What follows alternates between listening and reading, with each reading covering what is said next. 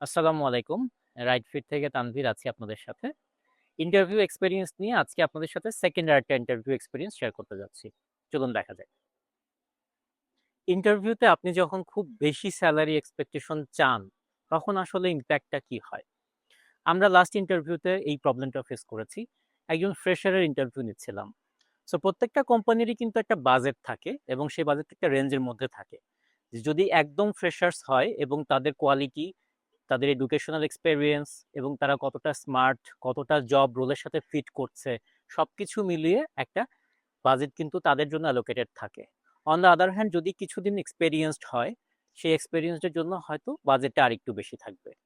But আপনি যখন একদমই ফ্রেশার এবং আপনি যখনই আপনার এক্সপেকটেশনটা চাচ্ছেন যারা এক্সপেরিয়েন্স তাদের থেকেও কয়েক গুণ বেশি, তখন কিন্তু ইন্টারভিউয়াররা একটু আপনার দিকে বাঁকা চোখে তাকাবে এবং তখন তারা জিজ্ঞেস করবে যে আপনার আসলে এর পিছনে ক্লারিফিকেশনটা কি, আপনি কেন চাচ্ছেন এভাবে।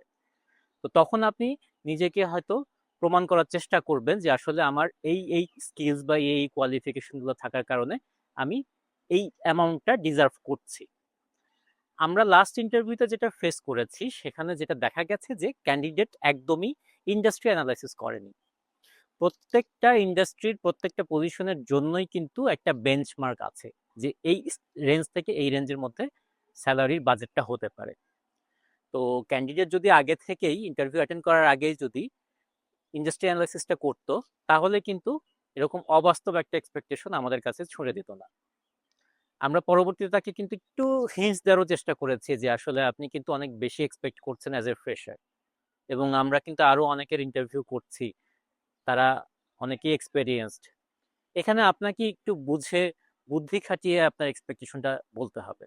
তারপরে উনি দেখা গেল যে আগের ডিসিশনটাতে স্ট্রিক্ট থাকলেন। At the end of the day যেটা হলো যে উনি আসলে বাদ পড়ে গেলেন বিকজ অফ অনেক বেশি হাই ডিমান্ড করার কারণে। ইন্টারভিউ অ্যাটেন্ড করার আগে অবশ্যই ইন্ডাস্ট্রি অ্যানালাইসিস করুন যে ওই পজিশনের জন্য বাজেট কিরকম হতে পারে। ইন্টারভিউ রিলেটেড আরো বিভিন্ন এক্সপেরিয়েন্স আমার কাছ থেকে জানতে চাইলে অবশ্যই আমাদের পেজে ফলো করবেন। Thank you.